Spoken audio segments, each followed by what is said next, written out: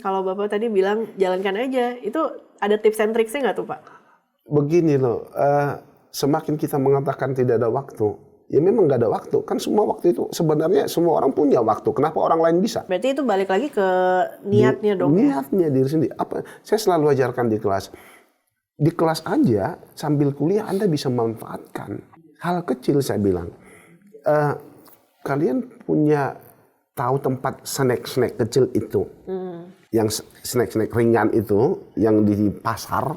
Ya. Kan sekarang sistemnya repackaging toh. Repackage ya. Iya kan? Jadi beli satu pak besar iya, terus dijual-jualin gitu hanya ya. tempel nama begitu di situ, print, jual sambil kuliah, sambil kan dapat uang sebenarnya sini. Tapi kalau tadi kembali lagi budaya malu itu tetap dipegang itu, ya udah selamat malam begitu. Gitu kan. Selamat malam. Baik.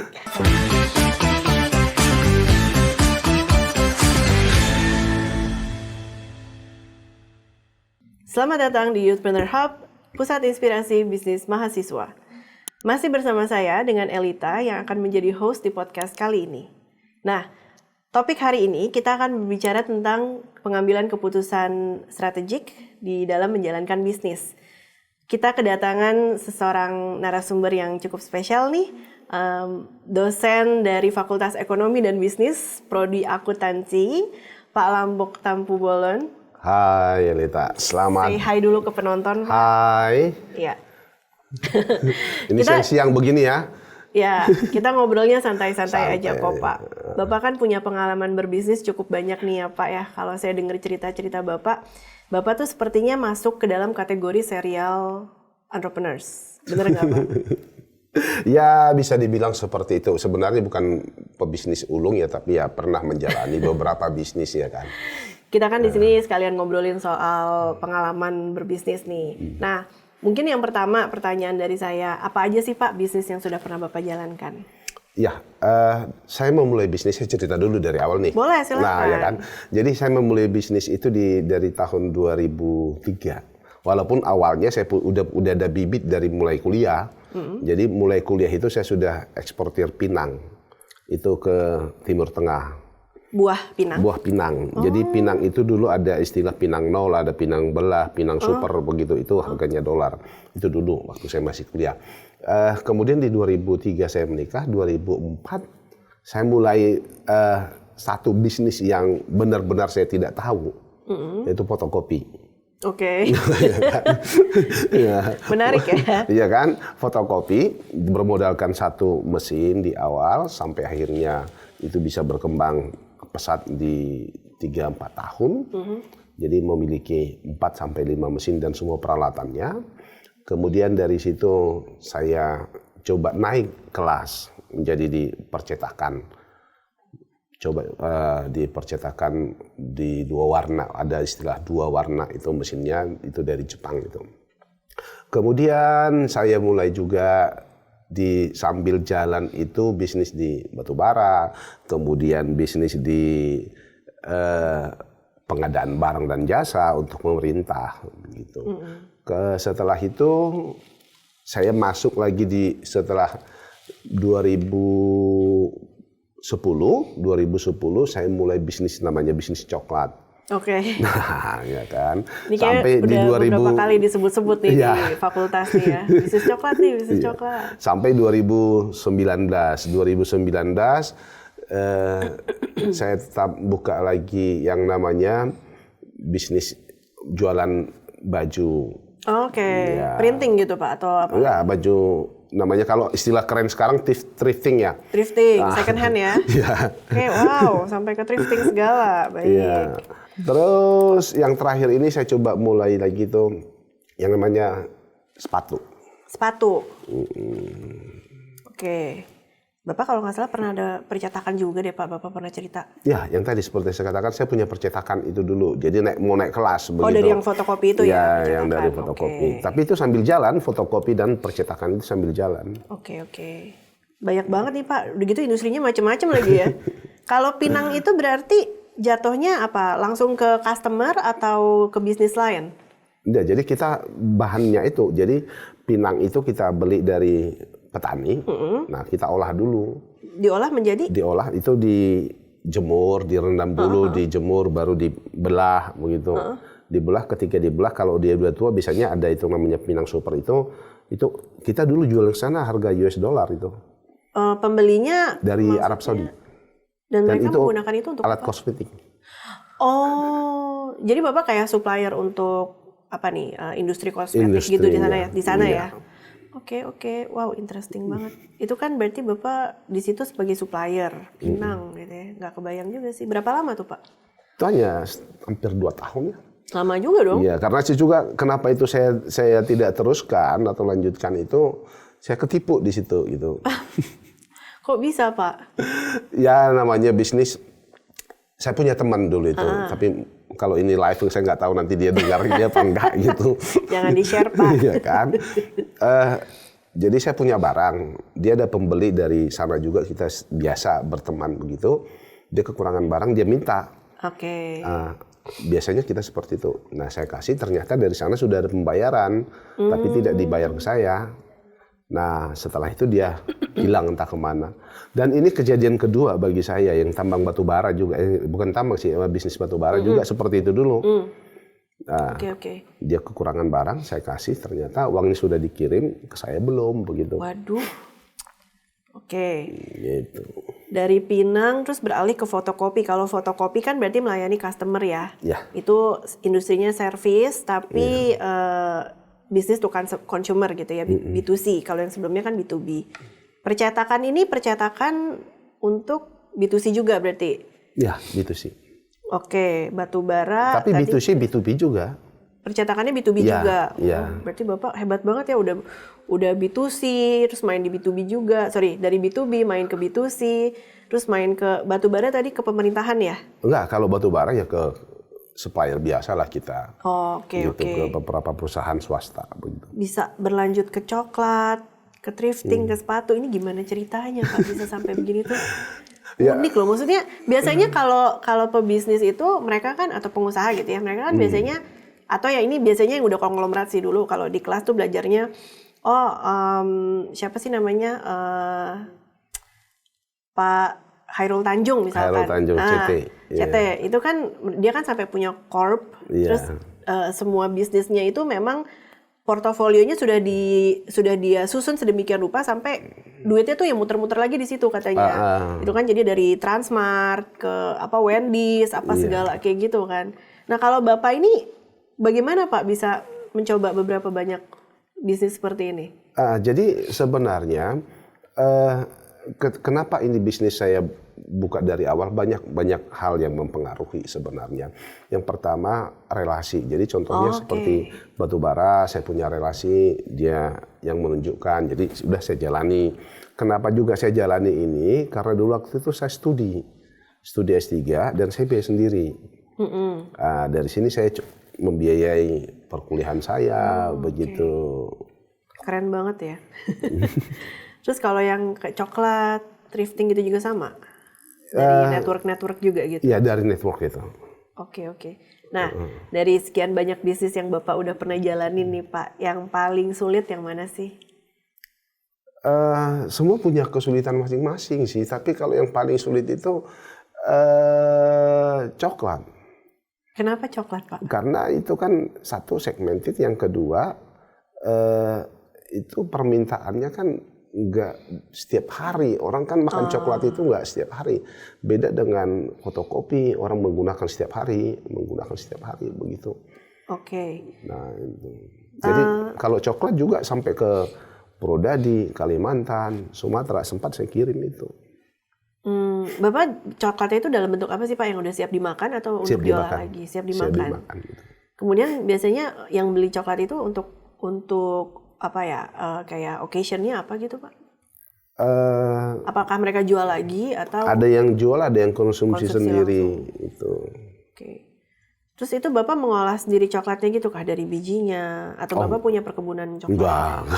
Enggak. Kirain kan coba tahu dari hulu ke hilir gitu. Enggak. Jadi kenapa Bapak bilang itu? Maksudnya selain dari segi permintaan, apakah ada hal lain yang membuat bisnis coklat itu menjadi salah satu yang cukup sulit?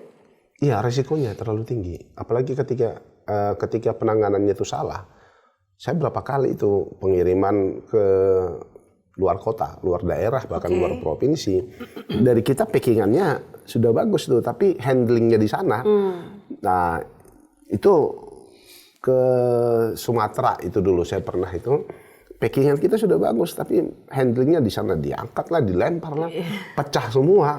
Jadi begitu dibuka di sana itu udah hancur gitu hancur. Ya mereka harus kita kirim ulang lagi, itu udah rugi berapa begitu. Iya sih. Yang saya tertarik juga tuh yang waktu Bapak bilang dari fotokopi ingin naik kelas gitu kan, terus menjadi percetakan. Nah itu gimana tuh Pak ceritanya? Maksudnya tadi Bapak bilang udah sedikit sebutkan ada networking gitu. Apakah dari fotokopi ke percetakan ini dari networking juga? Bapak cerita dong Pak soal bisnis percetakan ini. Jadi begini, itu yang saya katakan tadi, saya mau naik kelas karena kebutuhan di fotokopi kan kertas. Sementara kalau saya beli kertas itu dengan rim-riman kan lebih mahal. Sementara dengan plano kan lebih murah.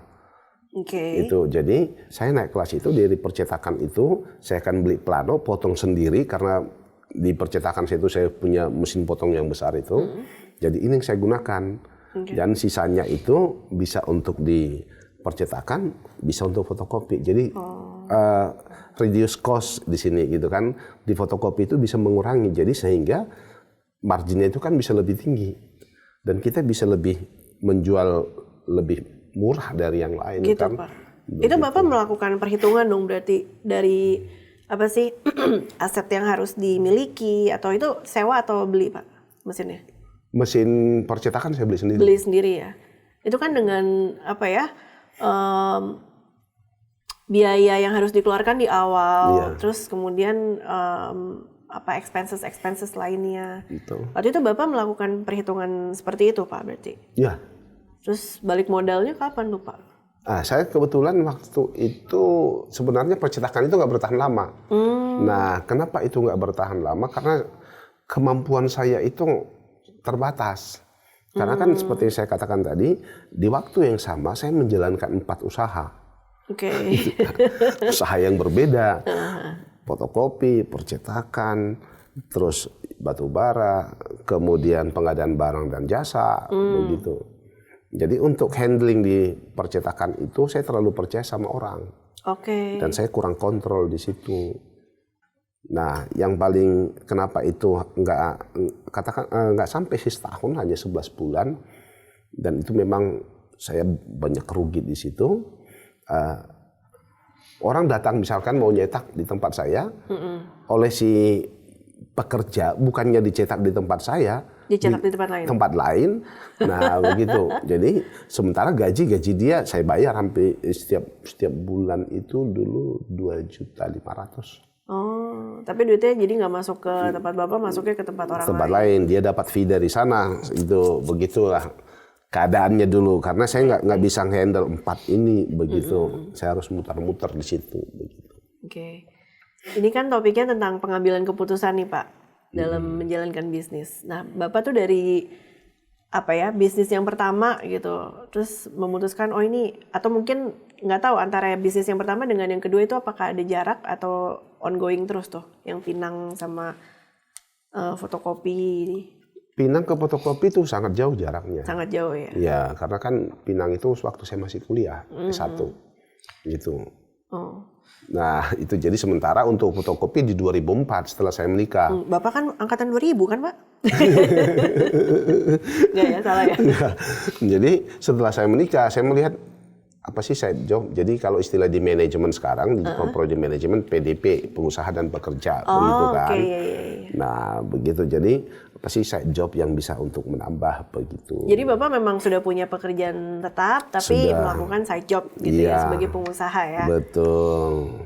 Berapa lama tuh Pak pengambilan keputusan dari yang misalkan kayak mendengarkan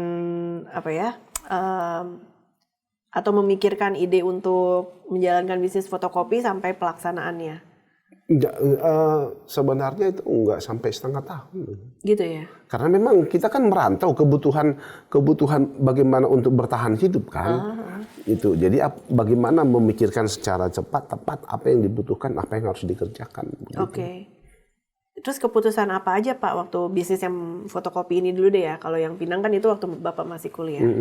Kalau fotokopi ini kan berarti Bapak harus punya tempat, harus punya alat, Yes. terus hire orang gitu Pak? Ya. Oke, itu bisa Bapak jelaskan sedikit nggak Pak tentang proses pengambilan keputusannya? Jadi karena saya juga sekalian dulu sambil dosen, jadi banyak sekali pekerjaan saya dulu. Saya sampai bingung apa sih sebutan saya itu apa sih sebenarnya begitu kan? Superman.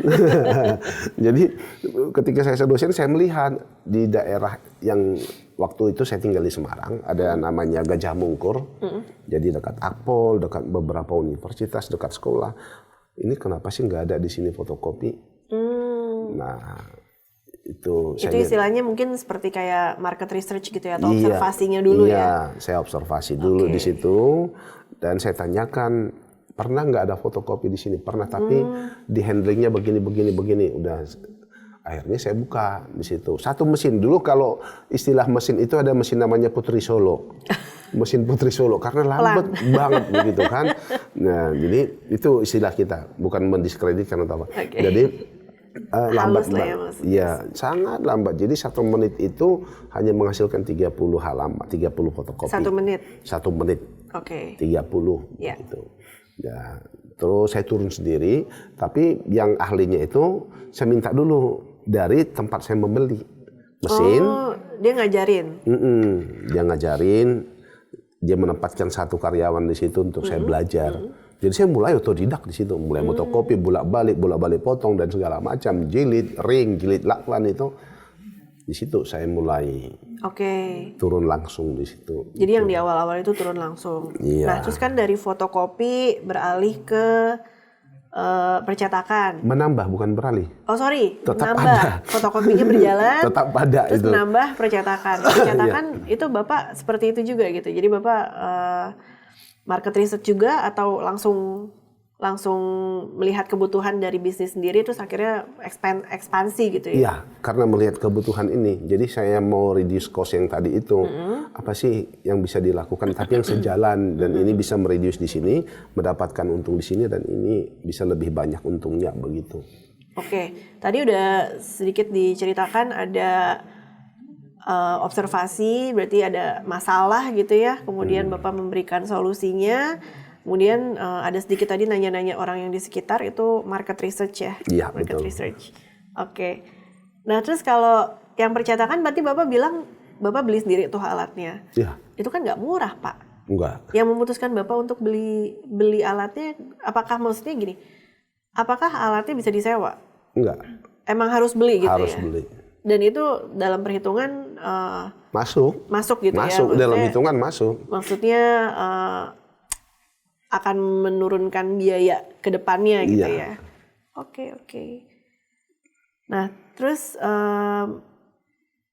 batu bara itu juga Bapak masuk ke batu bara itu gimana Pak ceritanya? Nah itu pokoknya kalau istilah kita itu bahwa kita anak rantau. Jadi apapun dilakukan. Dilakukan. Iya, artinya ada kesempatan, ada link, ya udah lakukan begitu. Sebenarnya bukan saya yang punya batu baranya, tetap saya karena link yang tadi itu supplier berarti ya, distributor. Iya, datang dari Kalimantan dengan ponton begitu. Saya hanya dapat berapa ratus ton begitu. Ini tapi saya nggak bayar dulu. Nah kalau laku baru saya bayar begitu, karena relasi sih itu. Ya. Tadi Bapak bilang juga percetakannya kan sudah tidak berjalan nih Pak? Ya, 11 bulan, nggak hampir 1 tahun itu. Oke. Nah itu keputusan untuk menutup itu kenapa Pak? Ya karena saya lihat itu kok nggak ada cetakan sih. Masa dalam 3-4 bulan satu pun gak ada cetakan. Terus kalau ada pun hanya bukan cetakan yang ada, tapi untuk motong, untuk laminating, apa begitu, itu print begitu. Oke, nah dari sekian banyak bisnis yang sudah dijalankan nih Pak, pembelajarannya apa sih kalau buat Bapak sendiri? Ya kalau saya sih mengatakan ya hadapi apa yang ada di depanmu gitu. Itu. Gitu ya, Pak? Iya, kalau memang pada saat itu misalkan nih kita butuh uang harus menjual sampah pun, ya jual aja sampah itu. Artinya kalaupun harus jual kerupuk ya jual kerupuk begitu. Oke. Nah, kalau memang itu adalah yang harus kamu lakukan, jangan malu gitu. Tapi kadang-kadang kalau malu, nah ini agak menarik nih Pak. Kalau malu menjual sesuatu itu kan kadang-kadang terkaitnya dengan harga diri nih Pak. Nah, atau gengsi gitu ya. Nah iya. Nah itu gimana tuh Pak caranya tuh? Ya, menghilangkan gengsi itu kan susah Pak. Benar, sangat susah. Orang kan apalagi, kan misalkan nih, saya gimana coba, saya dulu dosen. Itu kan, saya mengusahakan ini, tapi saya buka fotokopi sendiri itu. Bahkan beberapa teman gitu kaget. Kamu kerja di sini? Enggak, ini saya punya. Tapi kenapa ikut fotokopi gitu kan? Ya nggak usah malu gitu. Okay. Jadi buang itu. Yang penting di hadapanmu ada nih cuan kalau istilah anak sekarang itu. Yeah. Ada cuan di hadapanmu untuk kebutuhanmu begitu. Kenapa harus mikirin orang begitu? Oke. Nah, terus kemudian biasanya nih kalau beberapa orang atau beberapa mahasiswa gitu ya, kadang-kadang mereka komentarnya kayak, "Duh, nggak ada waktu nih buat jalanin, nggak ada waktu nih," gitu. Terus kalau Bapak tadi bilang jalankan aja, itu ada tips and tricksnya nggak tuh Pak? Begini loh, semakin kita mengatakan tidak ada waktu, ya memang nggak ada waktu. Kan semua waktu itu sebenarnya semua orang punya waktu. Kenapa orang lain bisa? Oke. Kita punya waktu 24 jam. Saya selalu katakan begini, kalau untuk tidur nantinya kita tidur selama-lamanya gitu kan. Iya kan? Kenapa harus kamu butuhkan tidur 8 jam? Kalau tidur 6 jam bisa, tidur 4 jam bisa gitu. Tapi kan yang penting kualitasnya bukan lamanya tidur. Itu. Jadi waktu itu ya udah kita yang mengatur begitu. Kalau anak mahasiswa sekarang jam 8 sampai jam 12 itu kuliah. Jam 1 jam 2 kan kosong itu. Okay. Kenapa nggak dimanfaatkan di situ gitu? Ya, berarti itu balik lagi ke niatnya dong. Niatnya diri sendiri. Apa? Saya selalu ajarkan di kelas. Di kelas aja sambil kuliah Anda bisa manfaatkan. Hal kecil saya bilang. Kalian punya tahu tempat snack kecil itu? Yang snack ringan itu yang di pasar. Ya. Kan sekarang sistemnya repackaging toh. Repackage ya. Iya kan? Jadi beli satu pak besar iya, terus dijual-jualin gitu hanya ya. tempel nama begitu di situ, print, jual sambil kuliah, sambil kan dapat uang sebenarnya sini. Tapi kalau tadi kembali lagi budaya malu itu tetap dipegang itu ya udah selamat malam begitu. Gitu kan. Selamat malam. Baik. Oke, jadi tadi Bapak bilang kalau untuk memulai suatu bisnis jalankan aja dulu, jangan malu. Kemudian kalau masalahnya adalah di waktu, semua orang mendapatkan waktu yang sama. Yeah. Kalau yang lain bisa, kenapa kita tidak? Nah, ada pesan-pesan lain nggak Pak untuk anak-anak muda yang mau memulai bisnis? Nah, oke, buat anak-anak muda, sebenarnya yang pertama, setiap orang itu punya talenta, punya keahlian, punya kelebihan, begitu. Jadi jangan takut gagal. Gagal itu biasa, gitu kan. Setiap melakukan sesuatu itu pasti ada jatuh, ada bangun, tapi tetap punya keinginan untuk berdiri, bahkan harus langsung berlari. Kalau orang mengatakan begitu jatuh bisa berdiri, kalau saya katakan kalau bisa begitu jatuh langsung berlari begitu. Itu. Jadi tetap punya semangat begitu. Jadi saya selalu katakan ada orang mengatakan seperti ini. Hebat ya si pengusaha sana. Dia udah gede begitu. Besar begitu. Saya katakan loss and profit itu selalu berdampingan, nggak pernah loss itu tinggal di belakang 1 senti pun. Dia selalu berdampingan itu. Jadi artinya ketika Anda berusaha, ya dua-dua ini pasti Anda dapat. Persoalannya ketika Anda loss, Anda langsung jatuh nggak, langsung bangun nggak, langsung berlari nggak gitu. Itu. Yang kedua, manfaatkan waktu yang ada, kesempatan yang ada. Tetapi saran saya, ketika Anda manfaatkan kesempatan yang ada, jangan menyakiti orang lain begitu. Ya kan? Itu poin yang penting banget, iya, Pak. Kan? Karena tetapi begini, memang di dalam bisnis itu agak sedikit unik. Saya punya moto begini di dalam bisnis, kill or to be killed gitu. Waduh. Nah, kok nah itu di dalam bisnis begitu. Kompetitor kita adalah musuh kita.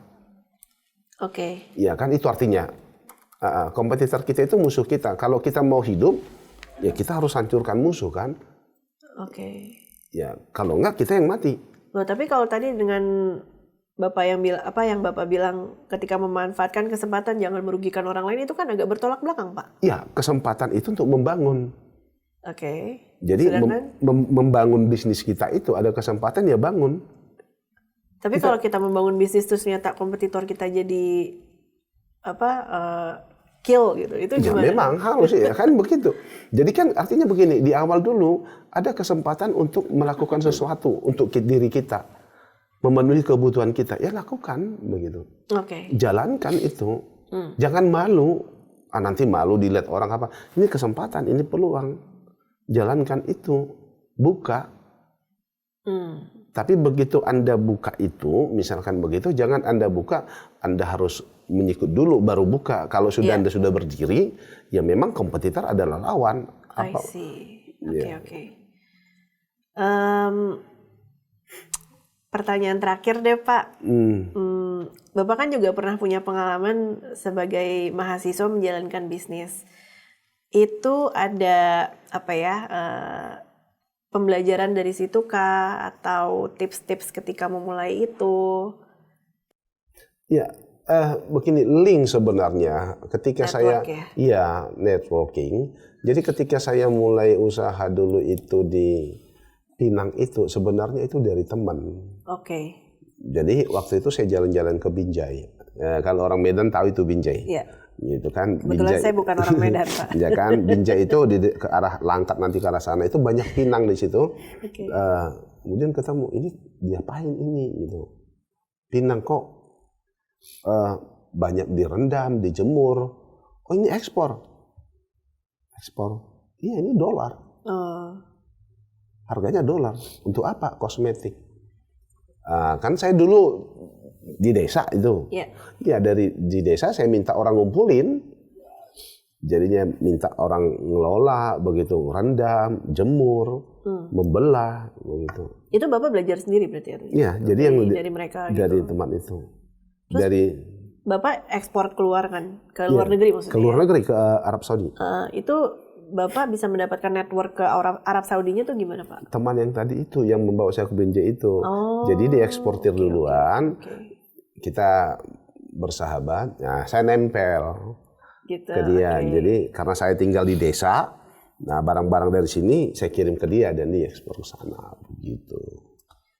Baik. Mungkin sekian dulu Pak untuk podcast kita kali ini. Ini banyak banget nih pesan-pesannya dari Pak Lambok. Sebenarnya memang topik kita kan hari ini strategic decisions gitu ya. Tapi memang pengalaman Bapak tuh kaya banget. Ini saya coba rangkum sedikit ya. Jadi kalau untuk teman-teman yang mau memulai bisnis, jalanin aja dulu, jalankan dulu, jangan malu. Kemudian ingat kita punya talenta, jangan takut gagal, dan walaupun gagal punya keinginan untuk berdiri, bahkan kalau bisa langsung berlari gitu ya Pak ya. Terus buat teman-teman juga nih, kalau yang misalkan bilang nggak punya waktu, terlalu padat, tugasnya terlalu banyak dari dosen. Ingat, semua orang dikasih waktu yang sama. Kalau orang lain bisa, kenapa kita tidak gitu ya. Dan ketika ada kesempatan datang, kita harus bisa memanfaatkan kesempatan itu tanpa merugikan orang lain. Dan yang terakhir yang saya dapatkan dari Pak Lambok itu, kita harus banyak networking ya Pak. Karena di situ kita dapat kesempatan untuk memulai bisnis. Betul, setuju. Baik, terima kasih banyak Pak Lambok untuk waktunya. Buat teman-teman, kita jumpa lagi di episode berikutnya. Terima kasih semuanya. Mari.